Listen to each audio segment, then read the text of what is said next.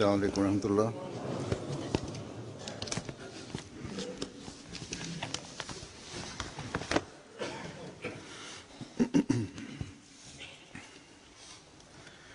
أشهد أن لا إله إلا الله وحده لا شريك له وأشهد أن محمدًا عبده ورسوله أما بعد فأعوذ بالله من الشيطان الرجيم بسم الله الرحمن الرحيم الحمد لله رب العالمين الرحمن الرحيم مالك يوم الدين إياك نعبد وإياك نستعين اهدنا الصراط المستقيم صراط الذين أنعمت عليهم غير المغضوب عليهم ولا الضالين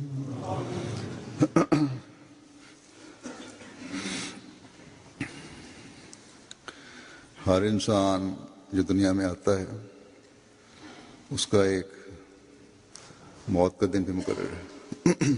ஒவ்வொரு மனிதனும் இந்த உலகில் வரும்போது அவன் மரணமடைகின்ற ஒரு நாளும் நிர்ணயிக்கப்படுகிறது. இன்னும் சொல்வதென்றால் உலகில் உள்ள ஒவ்வொரு பொருளுக்கும் அழிவு இருக்கின்றது என்று அல்லாஹ் கூறுகின்றான். மனிதனை பொறுத்தவரை இந்த தற்காலிக உலக வாழ்க்கை முடியும் போது பிறகு எப்போதும் நிரந்தரமாக இருக்கக்கூடிய ஒரு வாழ்க்கையும் ஆரம்பமாகிவிடும் என்ற நற்செய்தியும் அல்லாஹ் வழங்கியுள்ளான். எவர்கள் அல்லாஹ்வின் திருப்திக்கேற்ப இந்த உலகில் செயல்படுவார்களோ, அல்லாஹ்வின் திருப்திக்கு எல்லா பொருள்களை விடவும் முன்னுரிமை வழங்குகின்றார்களோ, அவர்கள் அந்த நிரந்தரமான மறு உலக வாழ்வில் அல்லாஹ்வின் அருட்கொடைகளுக்கு வாரிசாகி விடுவர். அல்லாஹ்வின் மன்னிப்பும் கருணையும் அப்படிப்பட்டவர்களுக்கு தனது அருகிலுள்ள இடத்தை வழங்கும். ஏனென்றால் இறைவனது திருப்தியை பெறுவதற்காக அவர்கள் முயற்சி செய்து கொண்டே இருந்தனர். அவர்கள் தமது வாழ்க்கையை குறிக்கோளுள்ள வாழ்க்கையாக ஆக்கிக் கொள்வதற்கு முயற்சி செய்தனர். அல்லாஹு தாலா தனது அடியார்களுக்காக நிர்ணயித்திருந்த அந்த நோக்கத்தை அடைவதற்காக அவர்கள் முயற்சி செய்தார்கள். அல்லாஹ்வின் கருணை மற்றும் மன்னிப்பின் விரிவான நிலையானது ஒரு மனிதனின் சிறிதிலும் சிறிதாக இருக்கக்கூடிய நன்மையின் காரணமாக கூட அவனை தனது போர்வையில் போர்த்தி விடுகின்றது என்பது சரிதான். அப்படிப்பட்ட மனிதன் தொடர்ச்சியாக இறைவனது திருப்தியை பெறுவதற்காக முயற்சி செய்யாமல் இருந்தாலும் சரியே. ஆனால் எந்த மக்கள் அல்லாஹ்வின் திருப்தியை பெறுவதற்காக முயற்சிகளை செய்வதையே தனது அன்றாட அலுவல்களில் ஒன்றாக ஆக்கிக் கொள்கின்றனரோ, அல்லாஹ்விற்குள்ள உரிமைகளையும் அடியார்களுக்குள்ள உரிமைகளையும் செலுத்துவதற்காக எல்லா சமயத்திலும் தங்களுக்குள்ள ஆற்றல்களுக்கு ஏற்ப முயற்சி செய்வதில் ஈடுபடுகின்றனரோ, அல்லாஹ்வுடைய மார்க்கத்தின் கண்ணியத்தை உயர்த்துவதும் அதை பரப்போதுமே அவர்களது குறிக்கோளாக இருக்குமோ, எவர்களது உயர்வான நல்லொழுக்கம் தொடர்பாகவும் ஒவ்வொரு சிறியவரும் பெரியவரும் தமது நாவால் புகழ்ந்து கூறுகின்றார்களோ, அப்படிப்பட்டவர்களை பற்றி இறைவனும் அவனது தூதர் ஸல்லல்லாஹு அலைஹி வஸல்லம் அவர்களும் அப்படிப்பட்ட மக்கள் சொர்க்கம் செல்வது வாஜிபாகி விடுகின்றது என்று கூறியுள்ளார்கள். அல்லது மார்க்கத்திற்காக தங்களது உயிரை காணிக்கையாக வழங்கி ஷஹாதத்தின் உயர் தகுதியை பெற்றவர்கள் பற்றியும் அவர்களுக்கு சொர்க்கம் கிடைக்கும் என்று அல்லாஹ் நற்செய்தி கூறியுள்ளான். அல்லாஹ் கூறுகின்றான், இந்த மக்கள் இந்த உலகை விட்டு சென்று விட்டனர் என்பதில் சந்தேகமில்லை. இந்த தற்காலிக தங்குமிடத்தை விட்டும் பிரிந்து அவர்கள் சென்று விட்டனர். உலகின் பார்வையில் இவர்கள் இறந்து விட்டனர் அல்லது கொல்லப்பட்டு விட்டனர். ஆனால் அல்லாஹ்விடத்தில் இவர்கள் நிரந்தரமான வாழ்க்கையை பெற்றுவிட்டனர். எனவே இப்படிப்பட்ட மக்களை மரணித்தவர்கள் என்று கூறாதீர்கள். அவர்கள் உயிருடன் இருக்கின்றார்கள். அப்படிப்பட்ட மக்கள் இந்த உலகை விட்டு பிரிந்து செல்வது அவர்களுக்கு பின்னால் இருப்பவர்களது வாழ்க்கைக்கான வழிவகைகளை செய்யக்கூடியதாக இருக்கின்றது. அப்படிப்பட்ட மக்கள் இறைவனது திருப்தியை பெறுவதற்காக தமது வாழ்க்கையை அர்ப்பணிக்கின்றனர். அவனது பெயரின் கண்ணியத்தை உயர்த்துவதற்காக ஒவ்வொரு தியாகத்தையும் செய்வதற்கு தயாராக இருக்கின்றனர். எந்த ஆபத்தையும் பொருட்படுத்தாமல் இந்த தியாகங்களை அவர்கள் செய்கின்றனர். எங்கு அவர்கள் தங்களது நிரந்தரமான வாழ்க்கைக்கான ஏற்பாட்டை செய்கின்றனரோ அங்கு தனது ஜமாத்திற்கும் தனது மார்க்க சகோதரர்களுக்கும் உண்மையான நிரந்தரமான வாழ்க்கைக்கான வழிமுறைகளையும் கற்றுத்தருபவர்களாக அவர்கள் இருக்கின்றார்கள். இன்று நாம் பார்க்கின்றோம், முஹம்மதிய மசீஹை ஏற்றுக்கொண்ட ஜமாத்தில் உள்ள நபர்கள் அல்லது அவர்களில் ஒரு பிரிவினர் ஒருபுறம் மார்க்கத்தை பரப்புவதற்காகவும் இஸ்லாத்திற்காகவும் நிரந்தர மனப்பான்மையுடன் ஈடுபடுவதில் அந்த செயலில் தங்களது வாழ்வின் ஒவ்வொரு நொடியையும் கழிப்பதற்கு முயற்சி செய்கின்றனர். மேலும் இதற்காக தங்களது வாழ்வின் இறுதி நொடிகள் வரை போராடுகின்றனர். இதற்காக தங்களது உயிரை அர்ப்பணிக்கின்றனர். அல்லது இப்படிப்பட்ட மக்களும் உள்ளனர், அவர்கள் வாக்களிக்கப்பட்ட மசீஹை ஏன் ஏற்றுக்கொண்டனர் என்ற குற்றத்திற்காக கொடுமைக்காரர்களின் கொடுமைக்கு இலக்காகி இறைவன் முன்னால் ஷஹாதத்தின் உயர் தகுதியை பெற்ற நிலையில் ஆஜராகி விடுகின்றனர். இன்று நான் இப்படிப்பட்ட இரு நபர்களை பற்றி கூறுவேன். ஒருவர் ஜமாத்தின் தொண்டராவார், மற்றவர் ஷஹீதானவர் ஆவார். ஒருவர் தமது சிறுவயதிலிருந்து தமது மரணம் வரை முஹம்மதிய மசீஹின் ராணுவத்தில் இணைந்து ஹஜ்ரத் நபிகள் நாயகம் ஸல்லல்லாஹு அலைஹி வஸல்லம் அவர்களின் தூது செய்தியை உலகிற்கு எட்ட வைத்தார். அந்த தூது செய்தியை பரப்புவது நிறைவடைவதற்காக ஹஜ்ரத் நபிகள் நாயகம் ஸல்லல்லாஹு அலைஹி வஸல்லம் அவர்களிடம் இறைவன் வழங்கி இருந்த வாக்குறுதிக்கேற்ப அவர்களது உண்மை பேரன்பரான வாக்களிக்கப்பட்ட மசீஹை அவன் இவ்வுலகில் அனுப்பி வைத்தான். இந்த தூய அர்ப்பணிக்கும் மனப்பாங்கு கொண்ட ஜமாத்தின் தொண்டரின் பெயர் ஹாஃபிஸ் ஜிப்ரீல் சயீத் ஆகும். ஹஜ்ரத் மசீஹ் மவ்ஊத் அலைஹிஸ்ஸலாம் அவர்களது பிரச்சாரத்தை முழுமைப்படுத்துவதற்காக தனது வாழ்க்கையின் இறுதி நொடிகள் வரை தனது எல்லாவிதமான தகுதிகளுடன் அவர் பணியாற்றி வந்தார். ஒரு உணர்வுடனும் உத்வேகத்துடனும் அவர் பணியாற்றி வந்தார். நிச்சயமாக ஜமாத்தின் ஒரு உண்மையான தொண்டராகவும் ஜமாத்திற்காக உண்மையிலேயே தனது வாழ்க்கையை அர்ப்பணித்தவரை போன்று தனது அர்ப்பணித்தலின் உடன்படிக்கையை அவர் நிறைவேற்றியுள்ளார். அந்த ஜமாத்தின் தொண்டர் காதியானிலிருந்தும் ரபுவாவிலிருந்தும் ஆயிரக்கணக்கான மைல்களுக்கு அப்பால் இருக்கின்ற ஆப்பிரிக்க கண்டத்தில் உள்ள கானா நாட்டில் உள்ள ஒரு சிறிய கிராமத்தில் பிறந்தார். அங்கு ஒருவேளை கல்வி கற்பதற்கான சரியான வசதி கூட இருக்கவில்லை என்றே கூற வேண்டும். ஆனால் அல்லாஹு தாலா அவரை தனது தந்தையாரின் நல்ல ஆசைகள் மற்றும் துவாக்கள் காரணமாக தனது மகத்தான நபி ஸல்லல்லாஹு அலைஹி வஸல்லம் அவர்கள் மீது இறங்கிய முழுமையான நிறைவான வேதத்தின் ஹாஃபிஸாக ஆக்கிவிட்டான். முழுமையாக அந்த வேதத்தை மரணம் செய்வதற்கான தௌஃபீக் அவருக்கு கிடைத்தது. குர்ஆனை மரணம் செய்த பெருமையை மட்டும் அவர்களுக்கு அல்லாஹ் வழங்கவில்லை, மாறாக மார்க்கத்தின் ஞானத்தை பெற்றுக்கொள்பவரது அணியில் அவரை நிற்க வைத்து திருக்குர்ஆனின் மகத்தான போதனைகளை தமது சமுதாய மக்களுக்கும் பிற சமுதாய மக்களுக்கும் எட்ட வைக்கின்ற பணியை செய்வதற்கான வாய்ப்பையும் தனது அருளால் அல்லாஹ் அவர்களுக்கு வழங்கினான். இவ்வாறு கானாவை சார்ந்த இந்த பற்றுள்ள தூய மனிதர் காலத்தின் கலீஃபாக்களின் சிறப்பான உதவியாளராக இருந்து அஹ்மதியா ஜமாத் கானாவிற்கு பல பெருமைகளையும் சேர்த்துள்ளார். ஹாஃபிஸ் ஜிப்ரீல் சயீத் சாஹிப் அவர்கள் கடந்த சில நாட்களுக்கு முன்பு கானாவில் வஃபாத்தாகியுள்ளார். இன்னா லில்லாஹி வ இன்னா இலைஹி ராஜிஊன். இவர்களை பற்றி மேலும் சில விவரங்களை நான் கூறுகின்றேன். மதிப்பிற்குரிய ஹாஃபிஸ் அஹமது ஜிப்ரீல் சயீத் சாஹிப் கானாவில் ஜமாத்தின் முபல்லிகாகவும் இருந்தார்கள். கானா ஜமாத்தின் துணை அமீராகவும் இருந்தார்கள். 2012ஆம் ஆண்டு நவம்பர் மாதம் 9ஆம் தேதி அருளுக்குரிய ஜும்மா நாளன்று அக்ராவில் உள்ள கேக்யோ மருத்துவமனையில் 1 மாதம் வரை நோய்வாய்ப்பட்டிருந்த பிறகு இவர் வஃபாத்தானார். அந்த நாளில் நான் அவருக்காக துவா செய்யுமாறு அறிவிப்பு செய்திருந்தேன். ஆனால் அந்த சமயத்தில் அவர் அல்லாஹ்வின் முன்பாக ஆஜராகி இருந்தார். நீண்ட காலமாக அவர் நோய்வாய்ப்பட்டிருந்தார். இவரது உடல்நிலை தொடர்பாக கானாவின் டாக்டர்களின் அறிக்கை இங்கு லண்டனிலும் அமெரிக்காவிலும் உள்ள டாக்டர்களுக்கு அனுப்பி வைக்கப்பட்டது. ஏனென்றால் அங்குள்ள டாக்டர்களுக்கு என்ன நோய் அவருக்கு வந்துள்ளது என்பதை அறிந்து கொள்ள முடியவில்லை. இந்த டாக்டர்களின் ஆலோசனைக்கேற்ப மேலும் பல டெஸ்டுகள் எடுப்பதற்கான நடவடிக்கை மேற்கொள்ளப்பட்டு வந்தது. இவ்வாறே சிகிச்சைக்காக வெளிநாட்டிற்கு, அதாவது லண்டன் அல்லது அமெரிக்காவிற்கு அவரை அனுப்புவது தொடர்பாகவும் சிந்தித்து அதற்கான நடவடிக்கை எடுக்கப்பட்டு வந்தது. ஆனால் இறைவனது விதி மிகைத்து நின்றது. இவ்வாறு அவரது வஃபாத் நிகழ்ந்துவிட்டது. மதிப்புக்குரிய ஹாஃபிஸ் சாஹிப் அவர்கள் 1954 ஆண்டு பிப்ரவரி மாதம் 2ஆம் தேதி பிறந்தார்கள். அவர்களது தந்தையாரான சோவோ ஜிப்ரேயில் சயீத் சாஹிப் கானாவின் முபல்லிக்காக இருந்தார். அவர்கள் அங்கேயே மிஷனரிஸ் மூலமாக முபல்லிகிற்கான பயிற்சியை பெற்று செயல்களத்தில் பணியாற்றினார். மேலும் அவர் மிகப்பெரிய வெற்றியை பெற்ற முபல்லிக்காக திகழ்ந்தார். ஹாஃபிஸ் அகமது ஜிப்ரேயில் சயீத் சாஹிப் அவர்கள் 1970 ஆண்டில் திருக்குரானை மரணம் செய்வதற்காக ரப்வா சென்றார்கள். மദ്രസத்துல் ஹிஃப்ஸில் சேர்ந்தார். அவர்கள் இறைவனர்களால் கானாவின் முதல் திருக்குரான் ஹாஃபிஸ் ஆவார்கள்.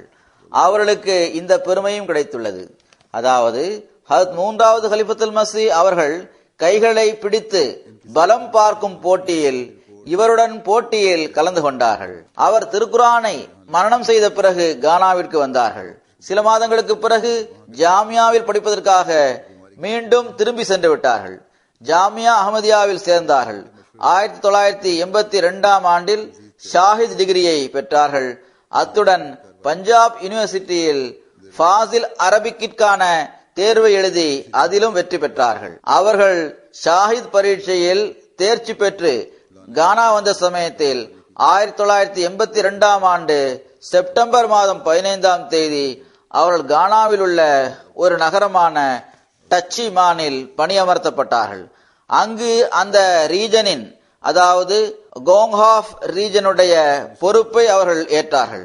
4 வருடங்கள் கழிந்த பிறகு அவர் ஃபிஜி தீவிற்கு அனுப்பி வைக்கப்பட்டார். அங்கு லேபேசாவில் அவர்கள் பணியமர்த்தப்பட்டார்கள். ஃபிஜியிலிருந்து 1987 ஆண்டு ஆகஸ்ட் மாதம் அவர்கள் துவாலுவிற்கு அனுப்பப்பட்டார்கள். அவர்கள் முறையாக துவாலுவின் முதல் முபல்லிக்காக நியமிக்கப்பட்டார்கள். துவாலுவில் இருந்த சமயத்தில் தென் பசிபிக்கில் உள்ள 3 நாடுகளான Marshall island, Solomon island, Micronesia ஆகியவற்றில் அகமதியத்தை அவர்கள் வேரூன்றும்படி செய்தார்கள். அங்கு ஜமாத்துகளை நிறுவினார்கள். உலகில் உள்ள 3 நாடுகளில் அகமதியத்தின் செடி அவர்களால் நடப்பட்டது என்ற பெருமையையும் அவர்கள் பெற்றுள்ளார்கள். துவாலுவில் இருந்த சமயத்தில் 1991 ஆண்டில் பக்கத்து நாடான கீரிபாத்திற்கு அவர்கள் சென்றார்கள்.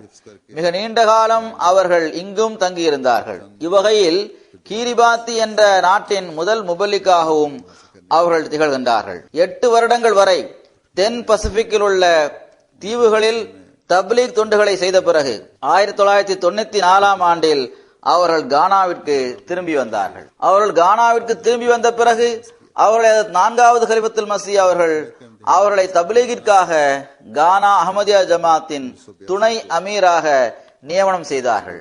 மரணமடையும் வரை அவர்கள் இதே கடமையை மிகவும் சிறப்பாக நிறைவேற்றி வந்தார்கள்.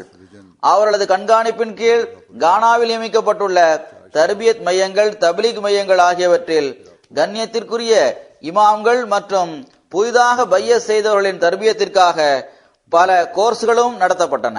ஜமாத்தில் இணைகின்ற உள்ளூர் முஅல்லிம்கள் அல்லது இமாமிற்கு ஓரளவு மார்க்க அறிவு இருக்கத்தான் செய்தது.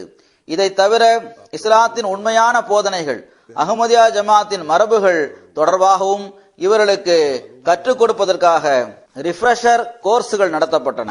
இதையும் ஹாஃபிஸ் சாஹிப் அவர்களே கண்காணித்து வந்தார்கள். அவர்களது தலைமையில் பல வெற்றிகரமான தப்லீக் பணிகள் நடந்தன. இதன் விளைவாக ஜமாத்திற்கு எண்ணற்ற புதிய கனிகள் கிடைத்தன. புதிய ஜமாத்துகளும் நிறுவப்பட்டன. புதிய சர்க்கிள்களும் உருவாக்கப்பட்டன.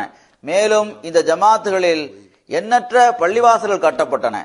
இது மட்டுமல்ல, மிக தொலைவில் உள்ள இடங்களில் எங்கு 1-2 முறை பையத்திற்காக தொடர்புகளை ஏற்படுத்திய பிறகு ஒரு நீண்ட காலம் வரை ஜமாத்தின் உள்ளூர் தலைமையகத்துடன் எவ்வித தொடர்பும் இல்லாமல் இருந்து வந்ததோ அங்குள்ள மக்களை அகமதி அல்லாத ஆலிம்களும் ஜமாத்திலிருந்தும் அவர்களை வெளியேற்றுவதற்கு முயற்சி செய்தவர்களும் அவர்களை தடுமாற்றம் அடையும்படி செய்த சமயத்தில் இம்மக்கள் அவர்களின் தாக்கத்திற்கு ஆளாகிவிட்டனர். மேலும் ஜமாத்துடன் தொடர்புகள் இல்லாமல் போனதால் அவர்கள் ஆக்டிவாகவும் இருக்கவில்லை. நான் இந்த மக்களை மீண்டும் நமது அருகில் கொண்டு வர வேண்டும் என்பதன் பக்கம் ஹாஃபிஸ் சாஹிபிற்கு வலியுறுத்தி கூறி அவர்களுடன் தொடர்பு கொள்ளுங்கள், மேலும் ஜமாத்துடன் அவர்களுக்கு வலுவான தொடர்பை ஏற்படுத்துங்கள் என்று கூறிய சமயத்தில் இறைவன் அருளால் ஹாஃபிஸ் சாஹிப் அவர்கள் இதற்காகவும் முழுமையான முயற்சிகளை செய்தார்கள். மேலும் லட்சக்கணக்கான எண்ணிக்கையில் இருந்த இத்தகைய மக்களை ஜமாத் அமைப்புடன் அவர்கள் எந்த அளவு ஒன்ற செய்தார்கள் என்றால் அல்லாஹ்வின் அருளால் ஜமாத்துடன் அவர்களுக்கு வலுவான தொடர்பு ஏற்பட்டது. அதில் அவர்கள் நிலைத்திருக்கின்றனர். தங்களது ஈமானிலும் நிச்சய உறுதியிலும் அவர்கள் வலுவடைந்து வருகின்றனர். ஹாஃபிஸ் சாஹிப் அவர்கள் பசிபிக் தீவுகளில் குடிபெயர்ந்துள்ள மக்கள் சார்பாக அகமதியத் தொடர்பாக கேட்கப்படும் ஆட்சேபனை வடிவில் அமைந்துள்ள குறிப்பிட்ட கேள்விகளை கருத்தில் கொண்டவாறு அவர்களுக்கு தப்லீக் செய்வதற்காக ஒரு நூலையும் எழுதியுள்ளார்கள். இஸ்லாம் இன் த ஐலாண்ட்ஸ் ரிமூவிங் த இம்பெடிமெண்ட்ஸ் என்பது இந்த நூலின் பெயராகும்.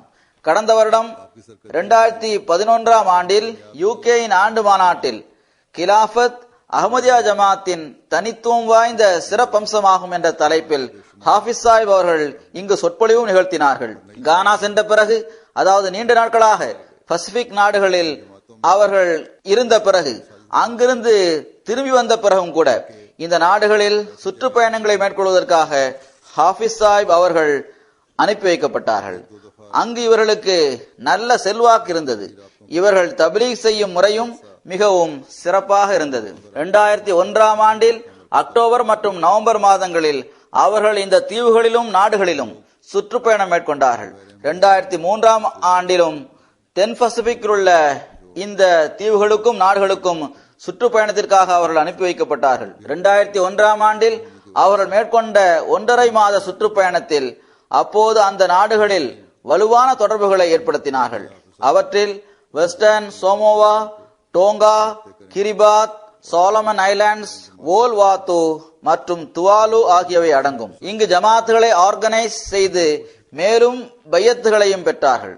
சோலமன் ஐலாண்ட்ஸில் ஹாஃபிஸ் ஜிப்ரேயில் சயீத் சாஹிப் அவர்கள் மூலமாக 1988ஆம் ஆண்டில் அகமதியத்தின் செடி நாட்டப்பட்டது. சிறிது காலம் வேறு பணிகளில் ஈடுபட்டு மற்ற தீவுகளுக்கு சென்று விட்டதன் காரணமாக இங்கு அவர்களால் செல்ல முடியாமல் போனது.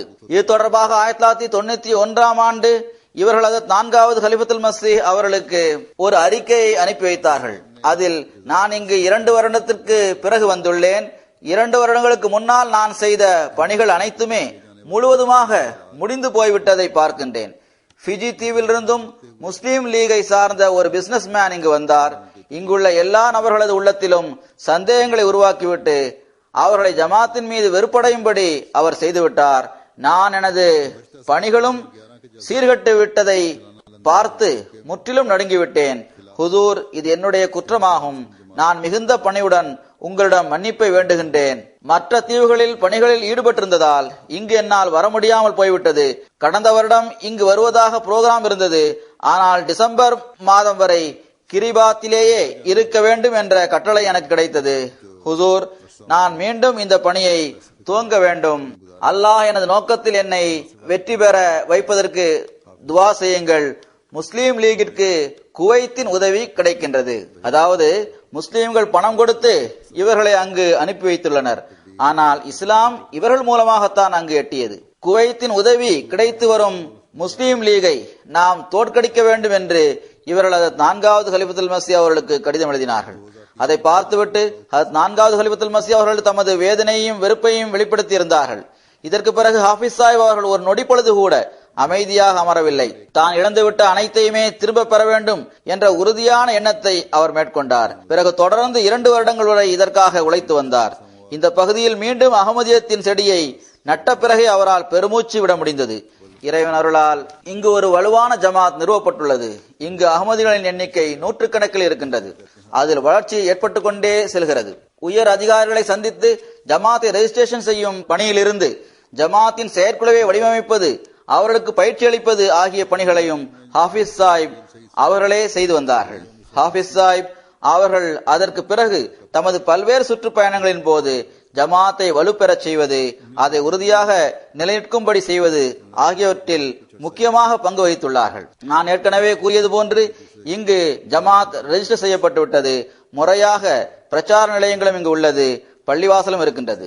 சோலமன் ஐலாண்ட்ஸின் தலைவரான முபஷிர் மேட்டின் ரசல் சாஹிப் அவர்கள் 2005ஆம் ஆண்டு நான் ஆஸ்திரேலியாவிற்கு சென்ற சமயத்தில் அங்கு வந்து என்னை சந்தித்தார்கள். அப்போது அவர், நான் ஹாஃபிஸ் ஜிப்ரைல் சயீத் சாஹிப் அவர்கள் மூலமாக 1994ஆம் ஆண்டு அகமதியத்தை ஏற்றுக்கொண்டேன் என்று கூறினார். பிறகு, எங்களது இந்த நாட்டில் அகமதியத் வருவதற்கு முன்னால் ஒரு முஸ்லீம் கூட கிடையாது. இவ்வாறு அகமதியா ஜமாத்தின் மூலமாகத்தான் இந்த நாட்டில் முதல் முறையாக இஸ்லாம் நுழைந்தது. இந்த நட்பாக்கியம் ஹாஃபிஸ் ஜிப்ரைல் சயீத் சாஹிப் அவர்களது பங்கில் வந்தது என்று என்னிடம் கூறினார். தனது ஒரு பழைய ரிப்போர்ட்டில் ஹாஃபிஸ் சாஹிப் அவர்கள் இவ்வாறு எழுதுகின்றார்கள்: 2001ஆம் ஆண்டு செப்டம்பர் மாதம் 9ஆம் தேதி ஃபிஜி தீவிற்கு வந்தேன். செப்டம்பர் மாதம் 10ஆம் தேதி மார்ஷல் ஐலாண்ட்ஸிற்கு செல்வதற்காக புறப்பட்டு கரீபாஸில் 2 நாட்களுக்காக டிரான்சிட் என்ற வகையில் தங்கினேன். செப்டம்பர் மாதம் 11ஆம் தேதி நான் டிரான்சிட்டில் இருக்கும் நிலையில் அமெரிக்காவில் வேர்ல்டு ட்ரேட் சென்டர் தகர்க்கப்படும் சம்பவம் நிகழ்ந்தது. மார்ஷல் ஐலாண்ட்ஸில் அமெரிக்காவில் மிக பெரும் ராணுவ தளம் இருந்ததால், மேலும் இந்த நாட்டில் தற்காப்பு அமைப்பு அமெரிக்காவின் கைகளில் இருந்ததால் இயல்பாகவே இப்போது நிலைமை எவ்வாறு இருக்குமோ என்ற கவலை எனக்கு ஏற்பட்டது. ஏனென்றால் 10 வருடங்களுக்கு முன்பு வளைகுடா போர் நடந்த சமயத்தில் நான் இங்கு இருந்தேன். எனவே இந்த எளியவனுக்கு நன்றாக நினைவில் இருக்கின்றது. அப்போது மிகுந்த கஷ்டங்களை நான் சந்திக்க வேண்டியது வந்தது. அவர் எழுதுகின்றார்: நான் அதிகமாக துவா செய்தேன், அதிகமாக சிந்தித்தேன். சிறிது காலம் வரை காத்திருக்கலாமா அல்லது திரும்பி சென்று விடலாமா என்று சிந்தித்தேன். நிலைமைகள் மிகவும் மோசமாக இருக்கின்றது. நீங்கள் தப்லீக் செய்வதற்கு மிகவும் தவறான ஒரு சமயத்தை தேர்ந்தெடுத்துள்ளீர்கள். நீங்கள் உடனடியாக திரும்பி செல்வதுதான் சிறந்தது என்று எனக்கு ஆலோசனைகள் கூறப்பட்டன. கூறுகின்றார்: அதற்கு பிறகு நான் அதிகமாக துவா செய்தேன். நான் ஹஜ்ரத் கலிஃபத்துல் மஸீஹ் அவர்களின் கட்டளை கேட்பே வந்துள்ளேன். இந்த நோக்கத்தை அடையாமல் நான் திரும்பி செல்ல விரும்பவில்லை. ஆனால் நிலைமைகள் மிகவும் மோசமாகவே உள்ளன. கூறுகின்றார்: துவா செய்த பிறகு நெஞ்சம் இதன் பக்கம் திறந்தது. அதாவது எந்த பணிக்காக நான் வந்துள்ளேனோ அதை செய்து முடிக்க அங்கு செல்ல வேண்டும் என்று முடிவெடுத்தேன். இந்த எளியவன் கப்பல் மூலமாக மார்ஷல் ஐலாண்ட் சென்றேன். அமெரிக்காவில் இந்த சம்பவம் நிகழ்ந்த பிறகு எல்லா ஏர்போர்ட்களிலும் பாதுகாப்பு ஏற்பாடுகள் மிகவும் கடுமையாக இருந்தது. அங்கு முதலிலேயே ஒரு பாகிஸ்தானியை அவர் முஸ்லிமாக இருக்கின்றார் என்ற ஒரே காரணத்திற்காக டீடைன் செய்திருந்தார்கள். கூறுகின்றார்கள்: இமிகிரேஷன் ஆபீசர் எனது பாஸ்போர்ட்டை பார்த்துவிட்டு, நீங்கள் என்ன வேலை செய்கின்றீர்கள் என்று கேட்டார். அதற்கு நான் மிஷனரியாக இருக்கின்றேன் என்று கூறினேன். இவர்களது பெயர் மூலமாக இவர்களும் முஸ்லிமாவார்கள் என்று அவர் ஒருவேளை கணித்திருக்கலாம். பிறகு அவர், உங்களுடைய மதம் என்ன என்று கேட்டார். அதற்கு நான் அகமதி முஸ்லிமாவேன் என்று பதில் கூறினேன். சிறிது நேரம் அமைதியாக இருந்துவிட்டு மீண்டும் என்னுடைய மதம் தொடர்பாக அவர் கேட்டார். மீண்டும் அதே பதிலை நான் அவரிடம் கூறினேன். நான் அகமதி முஸ்லிமாவேன் என்றேன். அதற்கு பிறகு அவர் எனக்கு 1 மாதத்திற்கான விசா வழங்கினார். அல்லாவின் அருளால் இவ்வாறு எனக்கு என்ட்ரி கிடைத்தது. பிறகு ஒரு கடிதத்தில் அவர் எழுதுகின்றார்கள்: இந்த பகுதிகளுக்கு வந்த பிறகு குறிப்பாக எல்லா மீடியாக்களும் இஸ்லாத்திற்கு எதிராக செயல்பட்டு வரும் இந்த சமயத்தில், மேலும் அல் காய்தா மற்றும் உசாமா பின் லேடன் ஆகியோரை முன்வைத்து இஸ்லாத்தின் மீது வலுவான தாக்குதல் நடத்துகின்ற போது சுற்றுப்பயணத்தை மேற்கொள்வது மிகவும் அவசியமானதாகும் என்பது எனக்கு தெரிய வந்தது. நியூயார்க்கில் இந்த சம்பவம் நடைபெற்ற பிறகு மக்கள் இஸ்லாம் தொடர்பாக பேசுவதற்கே தயாராக இல்லை. பெரும்பாலான மக்கள் முஸ்லிம்களுக்கு அருகில் வரவே அஞ்சினர். அப்போது அந்த சமயத்தில் மீடியாவிலும் மற்ற சந்தர்ப்பங்களிலும் இஸ்லாத்தை தற்காப்பதற்கான சந்தர்ப்பம் எனக்கு கிடைத்தது. உள்ளூர் அகமதிகளை அவர்கள் இஸ்லாத்தை தற்காப்பதற்காக நான் தயார் செய்தேன். கரீபாஸில் ரேடியோவில் இஸ்லாத்திற்கு எதிராக ஆரம்பிக்கப்பட்ட புரபகண்டா காரணமாக நமது அகமதிகள் மிகவும் கவலை அடைந்தனர். இந்த எளியவன் பிராட்காஸ்டிங் கார்ப்பரேஷனின் மேனேஜருடன் தொடர்பு கொண்டேன். அவரிடம் பேசுவதற்காக நேரம் கேட்டிருந்தேன். அல்ஹம்துலில்லாஹ், எனக்கு நேரம் தரப்பட்டது. நான் எல்லா விஷயங்கள் பற்றியும், அல் காய்தா, இஸ்லாமிய பார்வையில் உள்ள ஜிஹாத் ஆகியவற்றை பற்றி அவருக்கு தெளிவாக எடுத்து கூறினேன். அல்ஹம்துலில்லாஹ், இதற்கு நல்ல பலன் கிடைத்தது. கூறுகின்றார்கள், அந்த சமயத்தில் காலத்தின் கலீஃபா அவர்கள் என்ன தீர்மானம் எடுத்தார்களோ, அதாவது சரியான சமயத்தில் தீவுகளில் சுற்றுப்பயணங்களை மேற்கொள்ளும்படி கூறியதன் விளைவாக 2001ஆம் ஆண்டிலிருந்தே இஸ்லாத்தை தற்காக்கும் பணியில் ஈடுபடுவதற்குரிய தௌஃபீக் மட்டும் எனக்கு கிடைக்கவில்லை, மாறாக இதன் மூலம் இந்த சுற்றுப்பயணத்தில் 49 புதிய பையத்துகளை பெறுவதற்கான வாய்ப்பும் எனக்கு கிடைத்தது. முதலில் மக்கள் முஸ்லிம்களுக்கு அருகில் வரவே அஞ்சினர். ஆனால் அல்லாஹ்வின் அருளால் 49 புதிய பையத்துகளும் கிடைத்தன. பிறகு கூறுகின்றார், அல்ஹம்துலில்லாஹ் அலா ஜாலிக். ஜமாத்துகளை உறுதியாக நிலைநிற்கும்படி செய்வதற்காக செயற்குழுவை தேர்ந்தெடுப்பது, ஜமாத்தை ரெஜிஸ்டர் செய்வது போன்ற எல்லா அம்சங்கள் தொடர்பாகவும் பணியாற்றுவதற்கான தௌஃபீக் எனக்கு கிடைத்தது. கானாவில் இவர்களுடன் பணியாற்றிய முபல்லிகுகள், இறைவன் பக்கம் அழைக்கும் அழைப்பாளர்கள் ஆகியோர் கூறுகின்றார்கள், அவர்களுக்கு தப்லீக் செய்வதில் உள்ள ஆர்வம் அதில் பைத்தியமாக செயல்படுவது என்ற அளவில் இருந்தது. இதற்காக அவர்கள் இரவு பகல் என்று பாராமல் உழைத்து வந்தார்கள். இறைவன் பக்கம் அழைக்கும் அழைப்பாளர்களின் குழுவை அனுப்பி வைக்கும் போது அவர்களே அவர்களுக்கு பின்னால் செல்வார்கள், அவருடன் தங்கியிருப்பார்கள், பணிகள் எவ்வாறு நடக்கின்றன, எங்கெங்கு நடக்கின்றன என்பதை ஆய்வு செய்து பார்ப்பார்கள். அவரிடம் அளவு கடந்த பொறுமையும் சகிப்புத்தன்மையும் இருந்தது. தனக்கு கீழ் இருப்பவர்கள் தவறு செய்தால் அவருக்கு மிகுந்த அன்புடன் அதை புரிய வைப்பார்கள். நண்பர்களது பணிகள், அவர்களது குடும்பம் தொடர்பான அறிவு அவர்களுக்கு இருந்தது. அவர்களது குடும்ப பிரச்சனைகளை தீர்த்து வைப்பதில் அவர்களுக்கு உதவி செய்து வந்தார்கள். ஏதாவது ஒரு முபல்லிக்கிற்கு எதிராக ஏதாவது புகார் செய்யப்பட்டால் அவரை பணி நீக்கம் செய்வதற்கு பகரமாக, அதாவது உள்ளூர் முஅல்லிம்களை பற்றி புகார் செய்யப்பட்டால் அவர்களை பணி நீக்கம் செய்வதற்கு பகரமாக அவர்களை மீண்டும் நல்ல முறையில் பணி செய்பவர்களாகவும் உழைப்பவர்களாகவும் ஆக்க வேண்டும், அவர்களை ஜமாத்திற்காக பயன்படுத்த வேண்டும் என்பதற்காக அவர் முயற்சி செய்து வந்தார். சில மக்கள் மிக அவசரமாக முடிவெடுத்து விடுகின்றனர். இவரை பணி நீக்கம் செய்ய வேண்டும், இவரை பற்றி புகார் செய்ய வேண்டும் என்றே செயல்படுகின்றனர். அதற்காகவே முயற்சிகளை செய்கின்றனர். இவர்கள் ஒரு அகமதியிடமிருந்து, குறிப்பாக முஅல்லிம்களிடமிருந்து எந்த அளவு பலன் பெற முடியுமோ அந்த அளவு பலன் பெற முயற்சி செய்வார்கள். இவருடைய நண்பரான ஒரு முஅல்லிம் எழுதுகின்றார், அகமதி அல்லாத பெரும் பெரும் ஆலிம்களுடன் இவர்களுக்கு தொடர்பு இருந்தது. பெருநாள் போன்ற சந்தர்ப்பங்களில் அவர்களுக்கு அன்பளிப்புகளை அனுப்பி வைப்பார்கள். மிகவும் உழைக்கக்கூடியவராகவும் சிறந்த முறையில் செயலாற்றுபவராகவும் அவர்கள் இருந்தார்கள். கானாவின் வடக்கு பகுதிகளில் அவர்களின் விரிவான தப்லீக் பணிகளின் விளைவாக அஹ்மதியா ஜமாத் அங்கு நன்கு அறிமுகமாகிவிட்டது. கானாவில் இன்றிலிருந்து 20 வருடங்களுக்கு முன்னால் அல்லது 25 வருடங்களுக்கு முன்னால் அஹ்மதியா ஜமாத் அங்கு வடக்கு பகுதியில் நுழைவது என்பதே மிகவும் கடினமானதாக இருந்தது. அது சாத்தியமற்ற ஒன்றாக இருந்தது. அப்போது வடக்கு பகுதிகளில் 1-2 நபர்களே அகமதிகளானார்கள். ஏனென்றால் அங்கு மற்ற முஸ்லிம்கள் வலுவாக செயல்பட்டு வந்தார்கள். அங்குள்ள இமாமும் கடுமையாக எதிர்க்கக்கூடியவராக இருந்தார்.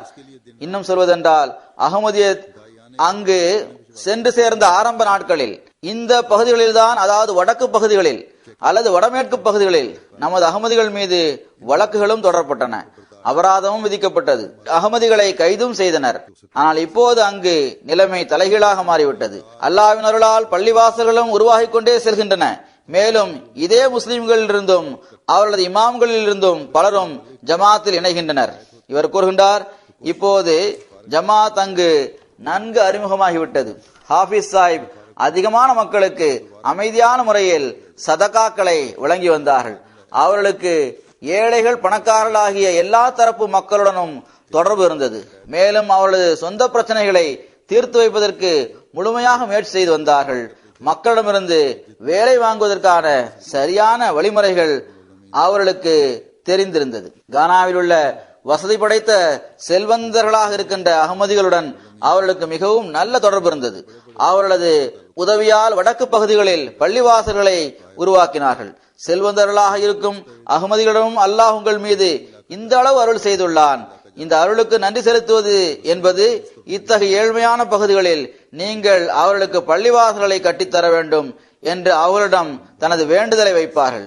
இவ்வாறு அங்குள்ள உள்ளூர் மக்கள் பல இடங்களிலும் சிறிய சிறிய பள்ளிவாசல்களை கட்டியுள்ளார்கள்.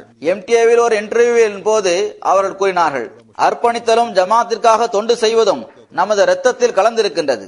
எங்களது மரபணுக்களில் அது இருக்கின்றது. எங்களது தந்தையார் கேம்பியாவின் முதல் முபல்லிக்காக இருந்தார்கள்.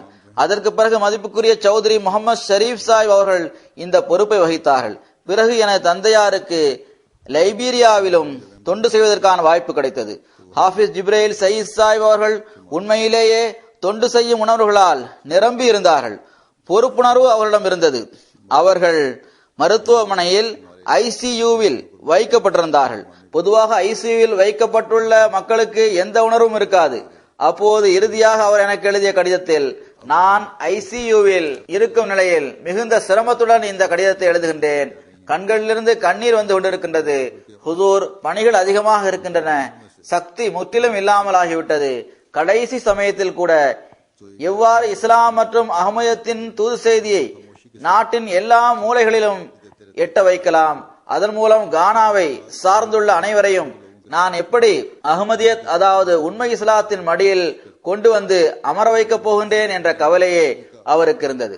அவர்கள் தமது ஒரு இன்டர்வியூவில் அவர்கள் பாகிஸ்தான் சென்றது தொடர்பான சம்பவத்தையும் கூறியுள்ளார்கள். அது உள்ளத்தை மிகவும் ஈர்க்கக்கூடிய சம்பவமாகும். அவர்கள் கூறுகின்றார்கள், கானா ஜமாத் ஏதாவது ஒரு சிறுவனை திருக்குரான் மரணம் செய்வதற்காக பாகிஸ்தானுக்கு அனுப்ப வேண்டும் என்று முடிவெடுத்தது. பள்ளிக்கூட சிறுவர்களை ஆய்வு செய்து பார்த்த பிறகு என்னை அவர்கள் இதற்காக தேர்ந்தெடுத்தார்கள்.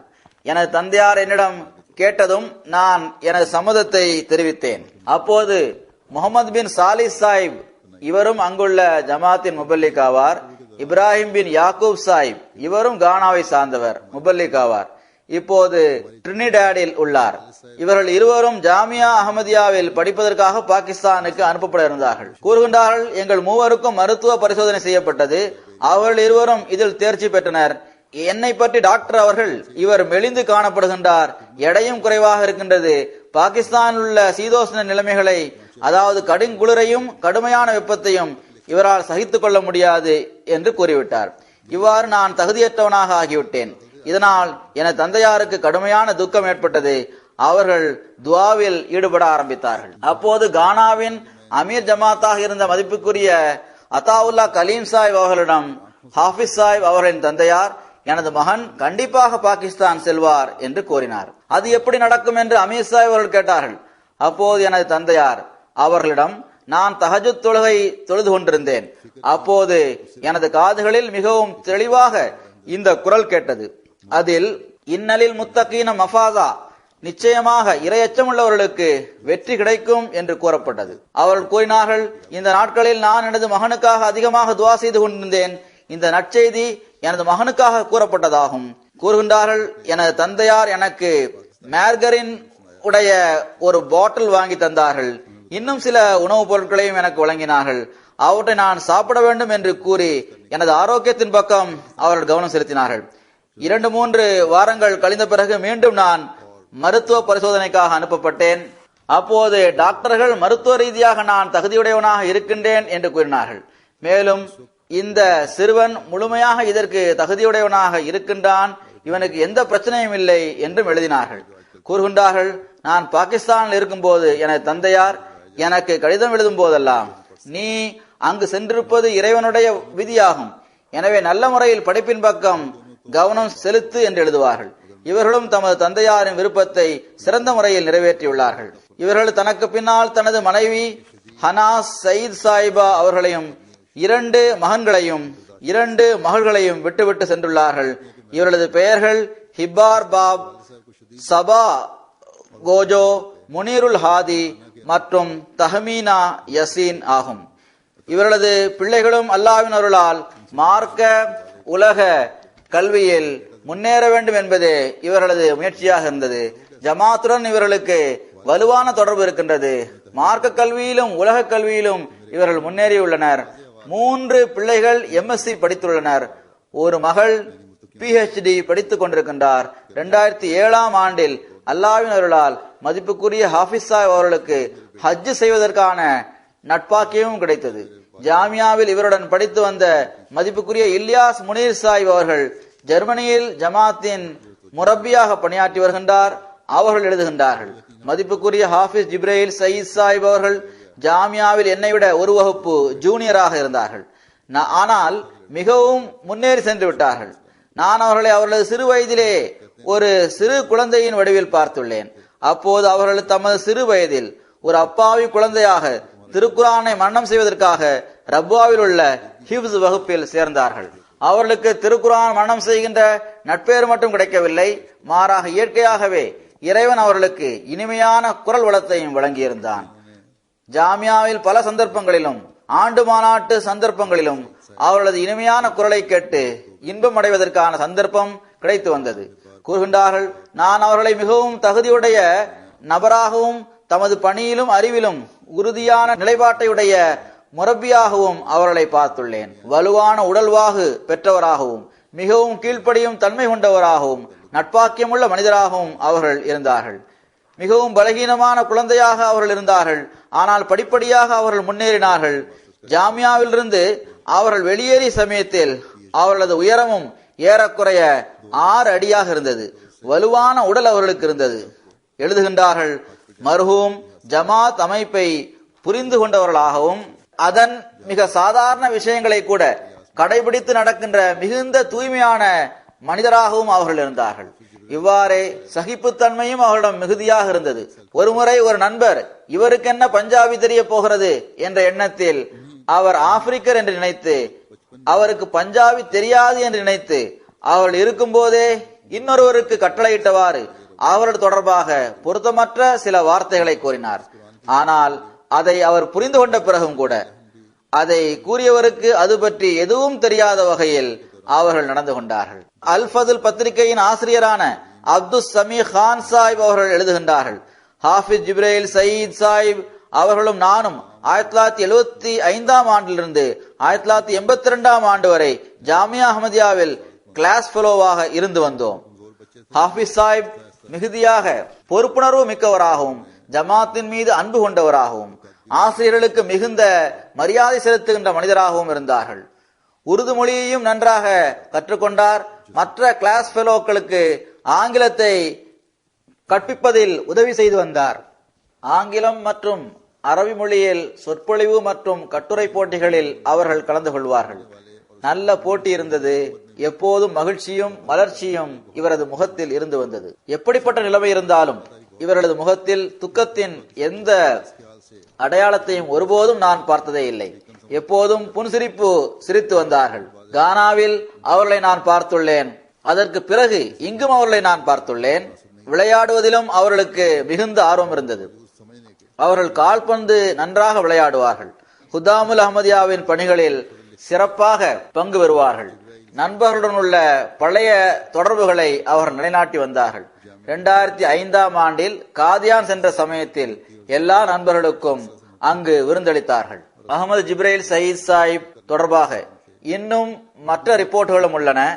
கூறுகின்றார்கள், கானாவின் பக்கத்து நாடான டோகோவில் எல்லை புறத்தை ஒட்டியுள்ள வடக்கு பகுதிகளில் தப்லீக் பணிகள் செய்வதற்கான தௌஃபீக் அவர்களுக்கு கிடைத்தது.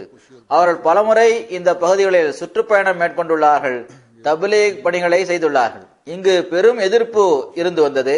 அவர்களது முயற்சியால் டோகோ நாட்டின் 5 பகுதிகளான மும்பாகோ, மம்புலோக், மாங்கோ, போலே மற்றும் லெமோகாராவில் ஜமாத்துகள் நிறுவப்பட்டன.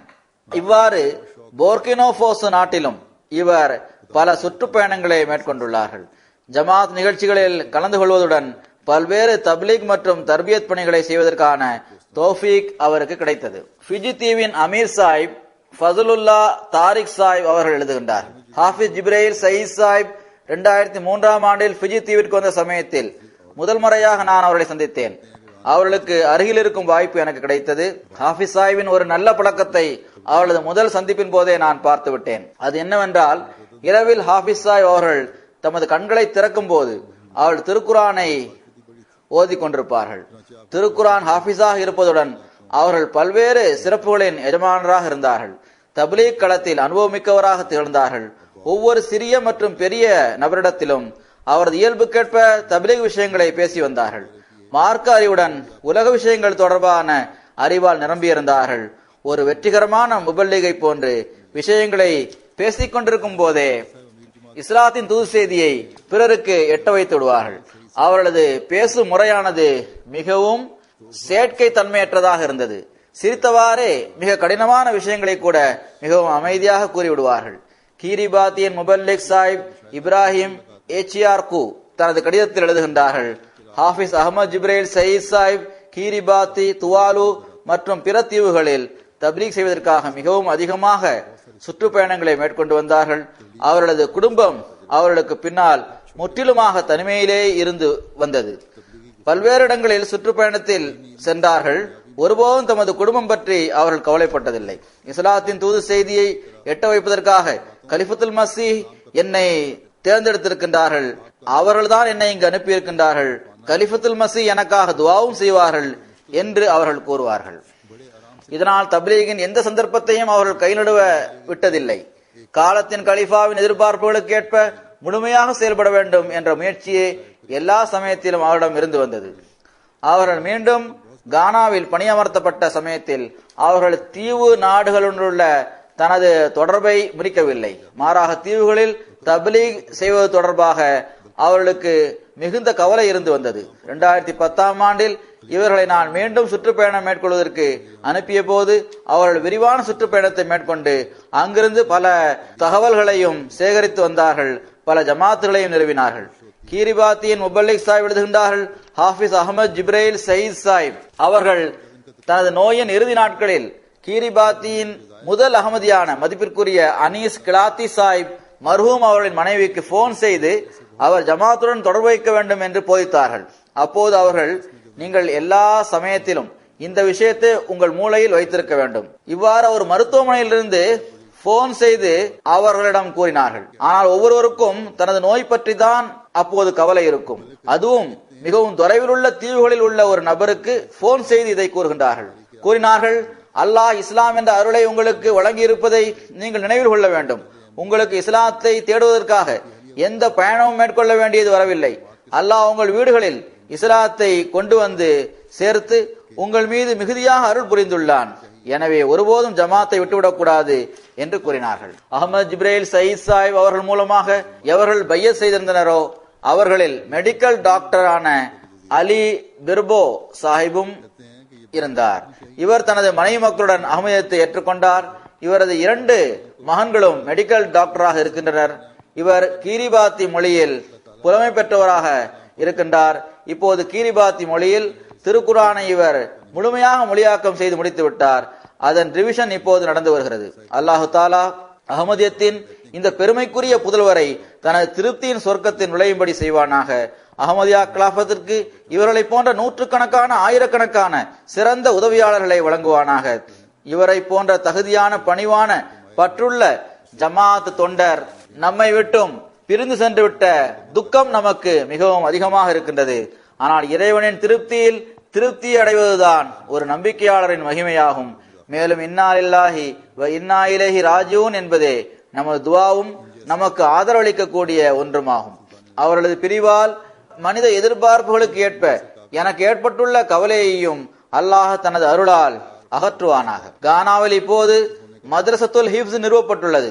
எனது எண்ணத்திற்கேற்ப ஹாஃபிஸ்களின் முதல் கிளாஸ் படித்து முடித்து இப்போது அங்கிருந்து வெளியேறியும் விட்டார்கள்.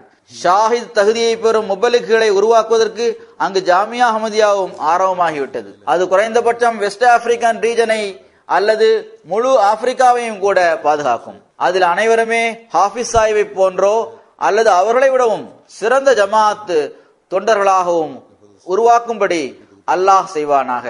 அவர்கள் தக்வாவில் நுட்பமான வழிகளில் நடக்கக்கூடியவர்களாக இருப்பார்களாக. நான் ஏற்கனவே கூறியது போன்று இப்போது அல்லாஹ்விடத்தில் ஏற்றுக்கொள்ளப்பட்டவர்களின் 2வது நபரை பற்றியும் கூறுவேன். கடந்த சில நாட்களுக்கு முன் கொய்டாவில் வைத்து இவருக்கு ஷஹாதத்தின் உயர் தகுதி கிடைத்திருக்கின்றது.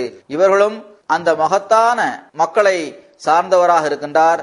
அவர்களை பற்றிய இறைவன் இவ்வாறு கூறுகின்றான், வலா தஹஸபன்னல்லஸீன குதிலூ ஃபீ ஸபீலில்லாஹி அம்வாதா பல் அஹ்யாஉன் இன்த ரப்பிஹிம் யுர்ஸகூன். எவர்கள் அல்லாஹ்வின் வழியில் கொலை செய்யப்பட்டிருக்கின்றார்களோ அவர்களை ஒருபோதும் மரணித்தவர்கள் என்று நீங்கள் நினைக்க வேண்டாம். அவர்கள் உயிருடன் இருக்கின்றனர். அவர்களது இறைவனிடமிருந்து அவர்களுக்கு உணவு வழங்கப்படுகிறது. நான் ஏற்கனவே கூறியது போன்று இந்த பெருமை அஹ்மதியா ஜமாத்தை சேர்ந்த நபர்களுக்கு கிடைத்திருக்கின்றது. அவர்கள் இறைவனது வழியில் கொல்லப்படுகின்றனர். தங்களது ஈமானை பாதுகாத்துக் கொள்வதற்காக தங்களது உயிரை காணிக்கையாக அர்ப்பணிக்கின்றனர். இதற்கு முன்னரும் நான் பலமுறை கூறியுள்ளேன், எதிரிகள் செய்கின்ற இந்த கொலையும் வரம்பு மீறுதலும் இந்த ஆயுதங்களும் அகமதிகளை அவர்களது மார்க்கத்தை விட்டும் முகம் திருப்பியவாறு விலகி செல்ல வைக்காது இன்ஷா அல்லாஹு தாலா. கொய்டாவில் இந்த கண்ணியத்தை பெற்ற இந்த ஷஹீதின் பெயர் மதிப்புக்குரிய மன்சூர் அகமது சாஹிப் ஆவார்கள். இவர் மதிப்புக்குரிய நவாப் கான் சாஹிப் அவர்களின் மகன் ஆவார்கள். 2012ஆம் ஆண்டு நவம்பர் மாதம் 11ஆம் தேதி கொய்டாவில் உள்ள சேட்டலைட் டவுனில் வைத்து இவரை ஷஹீதாக்கி இருக்கின்றார்கள். அவரது குடும்பத்தில் அஹ்மதியத்தின் அறிமுகம் அவரது தந்தையாரான நவாப் கான் சாஹிப் அவர்களின் கொள்ளுப்பாட்டியான பாகோ சாஹிபா என்று அழைக்கப்பட்ட மதிப்புக்குரிய பாக்பரி சாஹிபா அவர்கள் மூலமாக ஏற்பட்டது. மதிப்புக்குரிய பாகோ சாஹிபா அவர்கள் காதியானுக்கு அருகில் உள்ள நங்கல் என்ற இடத்தில் வசித்து வந்தார்கள். அவர்கள் மசீமோத் அலைஹிஸ்ஸலாம் அவரது கைகளில் பைய செய்திருந்தார்கள். இவ்வாறு அவர்கள் சஹாபியாவாக இருந்தார்கள். பாகிஸ்தான் தோன்றிய பிறகு இந்த குடும்பம் ஹிஜ்ரத் செய்து சாய்வால் மாவட்டத்தில் குடியமர்ந்தார்கள். பிறகு இவர்கள் 1965ஆம் ஆண்டில் இவர்கள் கொய்டாவிற்கு சென்று விட்டனர். மன்சூர் அகமது சாஹிப் ஷஹீத் அவர்கள் 1978ஆம் ஆண்டில் கொய்டாவில் பிறந்தார்கள். மெட்ரிக் படித்து முடித்த பிறகு 1996இல் தனது பணியை ஆரம்பித்தார்கள். ஹார்ட்வேர் கடையை ஆரம்பித்தார்கள். சிறிது காலத்திலேயே இவரது வியாபாரத்தில் அல்லாஹ் மகத்தான பரக்கத்தை வழங்கினான். இவரது ஷஹாதத் தொடர்பான சம்பவம் இதுவாகும். மர்ஹூம் 2012ஆம் ஆண்டு நவம்பர் மாதம் 11ஆம் தேதி சேட்டலைட் டவுனில் இருக்கின்ற இவருடைய வீட்டிலிருந்து காலை 8 மணி அளவில் அருகில் இருந்த தனது கடைக்கு நடந்து செல்வதற்காக வெளியே வந்தார்கள். அப்போது இருவர் மோட்டார் சைக்கிளில் வந்தனர். அவர்களில் ஒருவர் மோட்டார் சைக்கிளில் இருந்து கீழே இறங்கி மன்சூர் அகமது சாஹிப் அவர்கள் பக்கம் சென்றார். துப்பாக்கியால் அவர்களை சுட முயற்சி செய்தார். ஆனால் அவர் பக்கத்தில் வந்ததால் மன்சூர் சாஹிப்பிற்கும் அவருக்கும் இடையில் மோதல் ஏற்பட்டது. சண்டை ஆரம்பமானது. மன்சூர் சாஹிப் அவர்களை அவர் தனது பிடியின் கீழ் கொண்டு வர முயற்சி செய்தார். மன்சூர் அகமது சாஹிப் தன்னை அவரிடமிருந்து விடுவித்துக் கொண்டு பின்னால் தனது வீட்டை நோக்கி ஓடினார்கள்.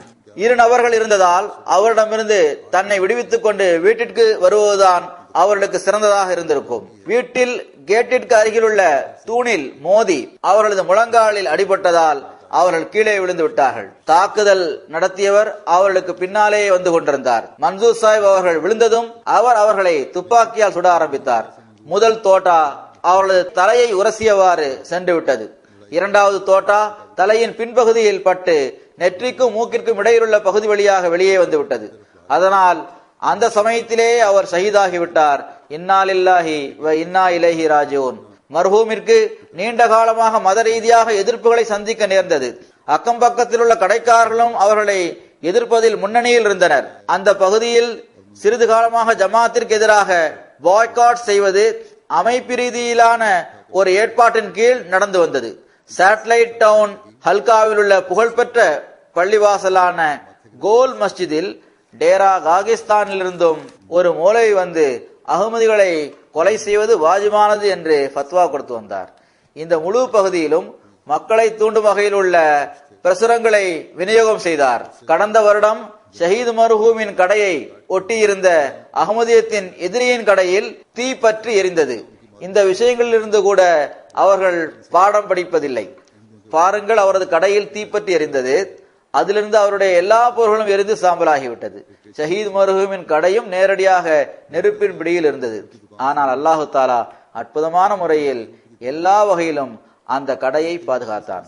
அந்த கடையில் வெளியே கிடந்த பிளாஸ்டிக் போர்டு கூட அற்புதமான முறையில் பாதுகாப்பாக இருந்தது. இதை பார்த்து எல்லோரும் வியப்படைந்தனர். ஆனால் இந்த விஷயங்கள் இந்த மக்களின் கண்களை திறப்பதற்கு போதுமானதாக இல்லை. ஷஹீத் மர்ஹூம் தனது குடும்பத்தில் உள்ள அனைவரிடமும் மிகுந்த பரிவுடனும் அன்புடனும் நடந்து கொண்டார்கள்.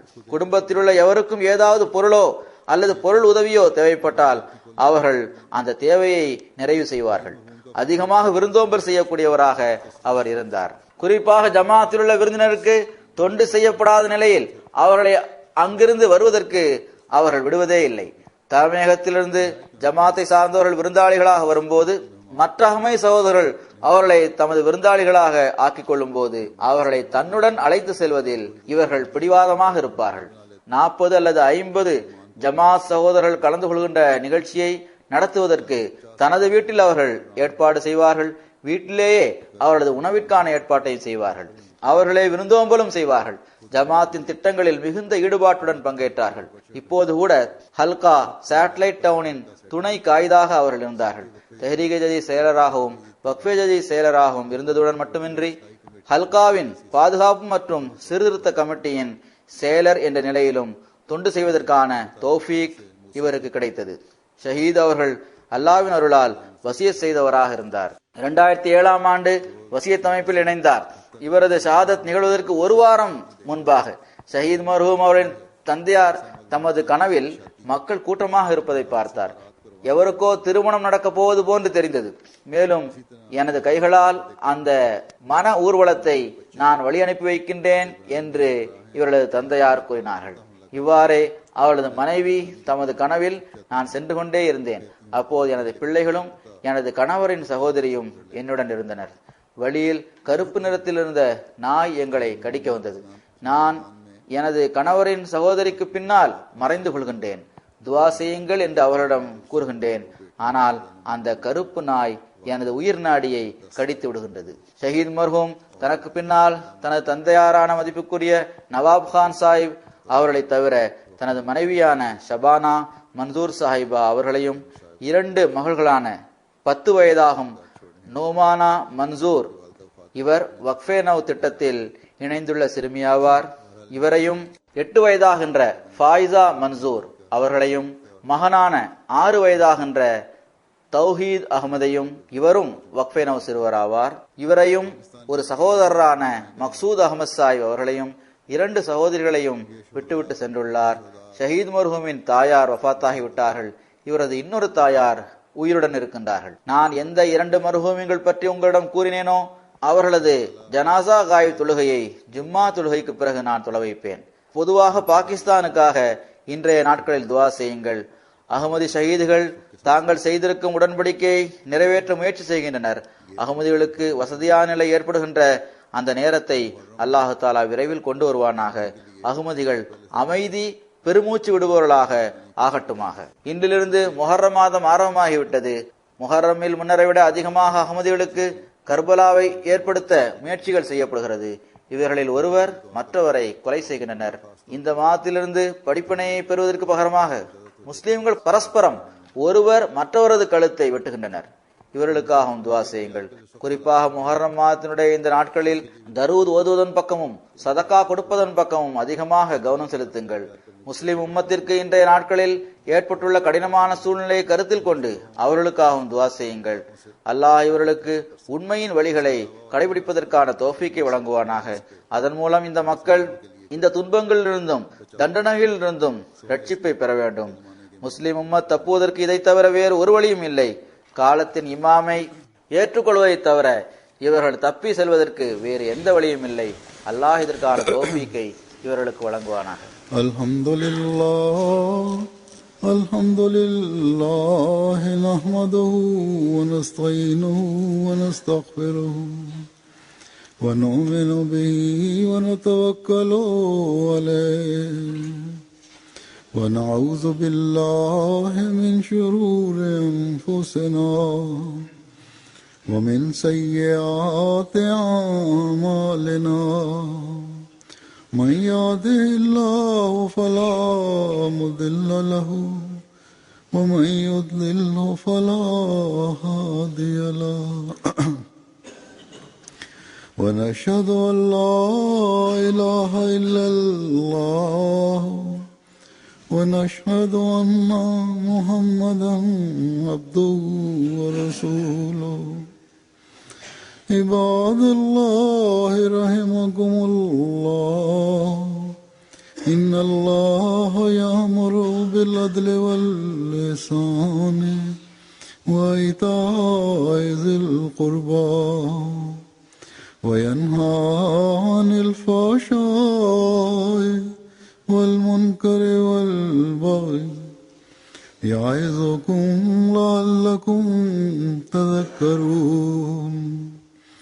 اذكروا الله يذكركم وادعوه يستجب لكم ولذكر الله أكبر.